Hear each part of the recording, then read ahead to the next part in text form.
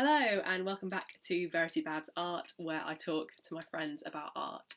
Today I talk to Dawn Parsonage, who is an amazing photographer and comedian, and she also has this wonderful found photography collection that we talk about. We also talk about curation as its own artistic practice and about this really powerful photograph by Eddie Adams.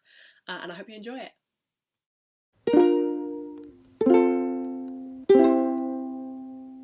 I'm here with Dawn Parsonage. Dawn, please explain who you are. Hello, yes, I'm Dawn and I'm an artist based in London. Why don't you just kick us right off with the work that you've chosen for us to sort of talk about today? Okay, yeah, sure. So I've chosen a piece by Eddie Adams. He's a photographer. He's generally a photojournalist, and he took this picture called Turning Point, and he followed a cult in India that then went to America, and there's a Netflix series about it now. Wild Country. Thank you, Verity. It's Wild Wild Country. I actually found this picture before that, and I was watching the documentary like, hang on a minute, I kind of recognise some of these people. But what I love about it is that it encapsulates pure emotion so well. So it's so raw and it's so real, and it's like the camera's not there. It's like you're kind of having a glimpse into primal humanity with their embrace and her crying and the sparse room around them. It's something almost religious about it. Anyone who's seen the Netflix documentary, it's all essentially this cult, and it has this sort of practice where you do just sort of let everything out in these sort of therapy sort of which, you know, I think in the documentary kind of can potentially get like a bit like animalistic and dangerous, but in this it is so raw. And what I was really struck by was how raw it was and how lovely it was that it was two women being completely unfazed by letting their emotions do their thing. It feels so rare to have a glimpse of something so intimate and personal to them. And where did you find this photo? I actually found it at a photography fair in London. With the Eddie Adams picture, what I find really interesting is that with a lot of your found photography, obviously there wouldn't be any information given about who this is, who took it, where it's from. And if you weren't to know who took this and where it's from, so sort of in this bedroom and you have these images on the wall, and there is this sort of thing of, it could almost just be, you know there's pictures of girls weeping over how brilliant the Beatles are. And those kind of crazed fans who just get so upset about the idea of John Lennon. It's an interesting image when you completely take away the context, because you are just left with that emotion and these two young women in a bedroom. So you can sort of make your own mind up about, like, what are they upset about, or what are they kind of raging at. And your first thought will probably go to something pretty futile, and then you realize they're in a cult. And I feel like having a named photographer on it can change your perception of it as well. And with my found collection, I reverse that. I say, look at this photograph, imagine a named photographer on it, now look at this photograph.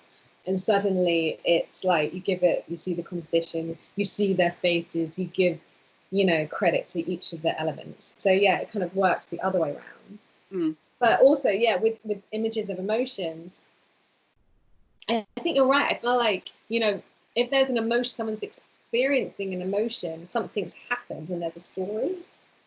Like one of the pictures I have this album it's pictures from the turn of the century up until the 1930s of a spiritualist author, spiritualist couple, and you can kind of tell from the album that they take pictures of all of life. So at a time in the Edwardian times when most people are taking pictures of them posed on a beach or posed whatever in their garden, they take a picture of posting a letter or someone being given bad news. So there's this tiny picture like this in the album of there's a man and a woman just like staring at a woman in the garden, and she's just like this. And it's taken low. It looks like someone is a little way away. And they, you know, they captured that. They captured when they had arguments, all sorts of stuff. That's a fascinating album about emotions, yeah. So with photography, you know, especially with this image, you have this sort of gut reaction about it, and then you hear the context, and that adds like some reading to it. Yeah.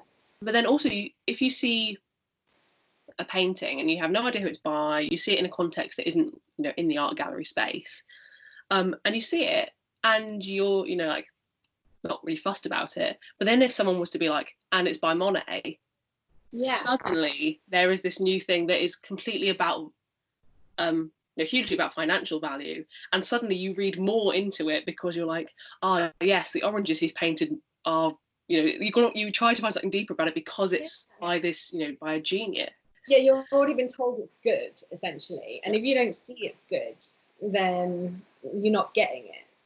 Yeah, it's like a painting having the like Twitter verified tick next to it, and you're like, I should pay attention to this one, yes. Why don't you explain your collection? Sure. So yeah, there's two parts of what I do. One part is I'm a contemporary photographer. The other part is a lot of my work is actually inspired by my collection of found photography, found and anonymous photography. I've been collecting this for over 20 years, not quite sure, don't know the exact number, but over 20 years. And I'm sitting here with a collection of about 10,000 odd pictures, negatives, magic lantern slides, like you name it, it's around. And the reason I collect found photography, like basically other people's photos, other people's family photos, is because I feel that a lot of the time they're overlooked.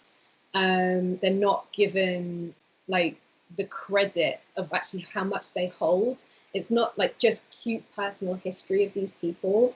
It's what people found was really important to take a photograph. Like we are seeing through the eyes of the people of the past.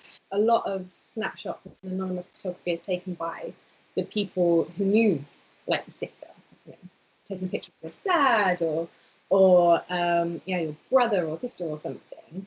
Their guard is already down, they already trust you. And so you get these incredible personal photographs that a professional photographer would struggle to get. So you get these kind of more true insights to the truth of what it is to be human. Yeah, and also the small things that we find important that are often overlooked by bigger, grander photographs. Yeah. And that's sort of the foundation of the Boring Project, which I'll get you to talk about. This idea that we have so many photos, especially now, where you're hyper aware that your photo is being taken, and you're hyper aware that people are going to look at what your face looks like. So you change your posture and you change your face to suit what you think the photograph will look like. And the Boring Project was sort of about taking that hyper awareness away, and I guess that's the same thing in this photograph. Yeah, it's that. It feels like if you find a photograph or you've managed to capture like real emotion that is not tainted or affected by the fact that the camera is there, it feels like you found the treasure, you know, the rare thing, the thing that you can't go out and know you're going to find or know you're going to get. So the Boring Project was born from, there's a big part of my collection which focuses on the emotional side. So if I find any pictures of real emotion, happy, sad, everything in between, I like collect it and pop it in the collection. But then I started gathering more and more pictures of bored people. And to start with, it was because it was funny. It was just like, I thought, you know, there's a humor in boredom. And then the more I collected them, the more I wondered how these pictures were taken. Because some were taken and obviously they're just pretending to be bored. And others were like, looked really, truly lost in their eyes and bored. And I was like, how do you take this? How do you manage, you know, to capture it? Because if people know the camera's there, then they're aware of something. And so surely that's going to break them out of the boredom. And so I set myself a task of seeing if I could make people bored, like force them into boredom. If they knew the camera was staring at them, if they were in kind of an experiment setting, is it possible to still manifest boredom in people? And so my mission Started with talking to some psychologists, so like people who really specialize in boredom. In fact, one of the comedy group that we're in, Adam Mastriani, has been studying boring conversations. So we had a non-boring conversation about boredom, and that was very, very useful. And then he introduced me to other psychologists, and they'd already started, you know, naturally they do experiments on boredom, make people bored. So looking at what they did, doing experiments myself, I got together 3 boring experiments and spent 3 days, put 21 people into this room, and yeah, made them bored. Actually, on the most part it worked. So yeah, they sat there, the children sat there for around 10 minutes because, you know, children, and the adults were up to an hour, most of them about half an hour, 40 minutes. Because I'm fascinated also by how people react to the camera being there. You know, I hate having my picture taken. And so I'm hyper aware of this sudden anxiety, sudden, you know, all of the waves of stuff that hit you as you're trying to just smile normally. But like seeing people, basically there's a time limit to that to a degree. And so as the people sat there, the first 5 minutes might be like, okay, you know, I know these cameras there. They couldn't see me, but they could see the cameras. There was one digital camera, one large format, and I was filming them. And you see in the first sort of 5-10 minutes, they're like, okay, you know, picture being taken. And then after about 10 minutes, they kind of lost the will to live. And that just took their guard down completely. You know, people weren't self-conscious. They found it very hard to be self-conscious for an hour. So one of them was a recreation of electrocution experiment done by a team in the States. And actually, Erin Westgate, who was one of the team, was also helping me with this project. And what they did is they put people into a room for 15 minutes and said, you're allowed to be here, you know, just be. Just this is a time for you, just be. Or if you know, just in case you need it or want it or whatever, we put a thing on your leg that if you press this button, you'll get a really horrible electric shock. And all these people had already tried it already, so they knew it was painful and horrible and they didn't want to do it. And they were really blown away that half the people did it. And so I was fascinated. They prefer to cause themselves pain than be bored. And that says a lot to do with like antisocial behavior in places there's nothing to do, you know, why you might find escape in things that are detrimental to yourself. And so I wanted to recreate that experiment. So, but I did it in, each of the experiments had a prop with them. So this had a cube, a box where you press it and you get electrocuted through the button. Dawn, you were doing this with kids. I know, I didn't put that on the, for the kids one. I was, health and safety. And then the other one was there's a clock and it just has an hour hand on it. Mm-hmm. And I say to people, okay, you're going into this room for you know, a set amount of time. And they're like, okay, here's the clock ticking nice and loudly. She's taken the minute hand away. That's probably how she's trying to make us bored. But the truth is that I'd actually slowed the clock down, so it's actually at half speed. And so they thought that time was going really, really slowly. And basically there's this thing where if you perceive something to be happening, then you bring the emotion back on yourself. So they thought time's going slowly, so I must be bored. So they become bored. And then the most successful one of making people bored was via a really, really boring speech. And so I found all the tropes of what makes a boring speech and found a speech about legislation and applied it to that, but took all the words out that apply, that have any tangibility, like anything, you know, like a country or something, and replaced it with more words about legislation. And then got someone to read it really boringly, really slow, lots of pauses. And then I put that on a loop And then some people had to listen to that for an hour. You're a cruel, cruel woman. Oh my God, it was so effective. And you sort of see the circle of like emotions people go through at the beginning. Like first they're like, okay, Dawn's told me to listen, I'm going to listen. Great. So they're like being a good student and they're listening. And then they start realizing it's on a loop. And they kind of think it should make sense. So they're still trying. Then some people start laughing because they realize what's happening. But then they just still, like, their soul still dies because they're still in that room and all the novelty. And then there's one bit in it that just says Iceland and Norway. It's the only bit I kept that had something they can grasp onto it. And at the beginning, people said that was a comfort. They knew it like gone around another loop and it was like a familiar friend. But by the end, it meant it had gone around another loop and it's going to start all over again. And I can't escape it. I can't escape it. And this is actually what this little boy is listening to. He was brilliant. He was brilliant as well. He was at the opening of the exhibition, and I got him to sign my copy. And great handwriting as well.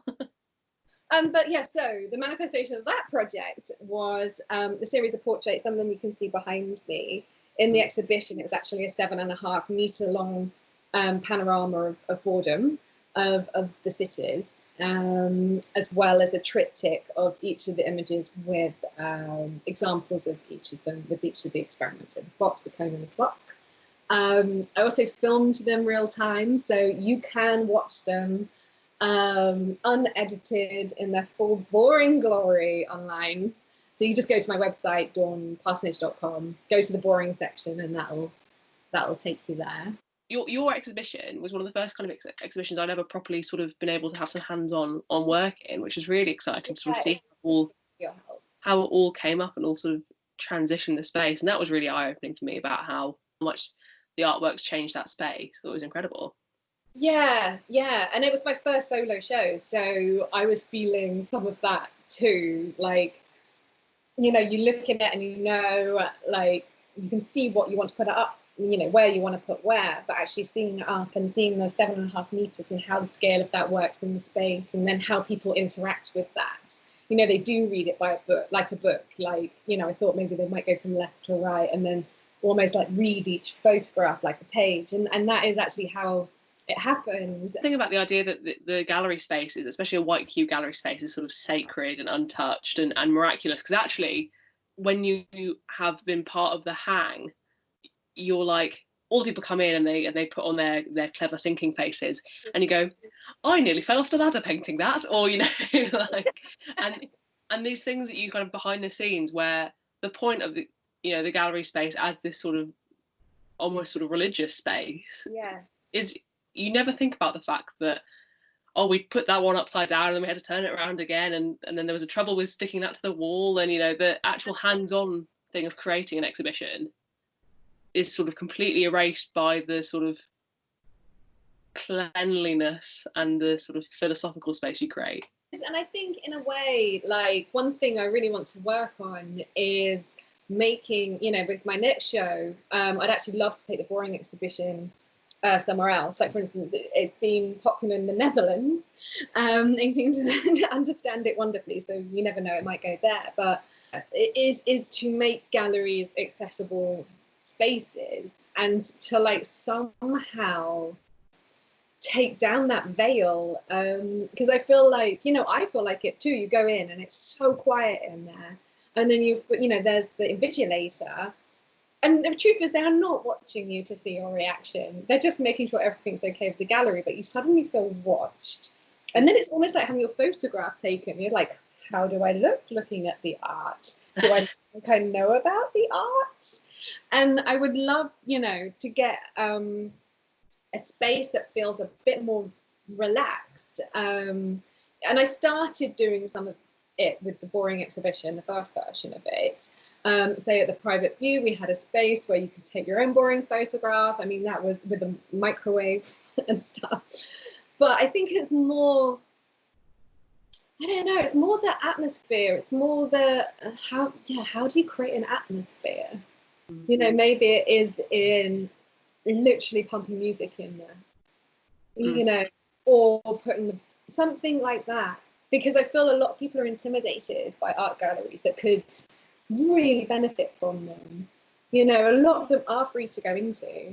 The art gallery space, essentially, in an ideal world, we would be sort of floating brains and eyes in a box that would just go into the gallery and leave and make no noise, you know, not get in anyone else's way, you know, and keep this sort of the untouched sort of vibe of the gallery alive. But actually, you know, the nice thing about the Boring Project was you'd go in and then you'd be able to just laugh at stuff, or, you know, and you know, go around with your mate and be like, that's you. And laughter and you know, comedy within art, I think is very, you know, can be very, very important. And a lot of the time, or it, you know, comedy and art perceived together might mean that it undermines the fact it's art. But I would say art doesn't wholeheartedly need to be serious to be considered high art. You know, like, it can still be funny. That's still a range of our emotions. And one of the points of art is you go in there and it makes you think, or it makes you feel. And humor is feeling. So, you know, it's like with the Boring Project, there is a lot of back work, there's a lot of science. That, you know, I would say that the Boring Project has everything from tragedy to comedy, literally. You know, some of the people went in there and they found it quite a difficult experience. You know, over the hour, they were sort of left with their demons a bit. Whereas some people went in there and they just went into the zone and they just looked hilarious. And I feel like both are valid. You know, it's okay to feel like empathy for someone who obviously looked lost in a darker way, and then 2 minutes later laugh at someone, you know, to explore those ranges as opposed to going, the gallery.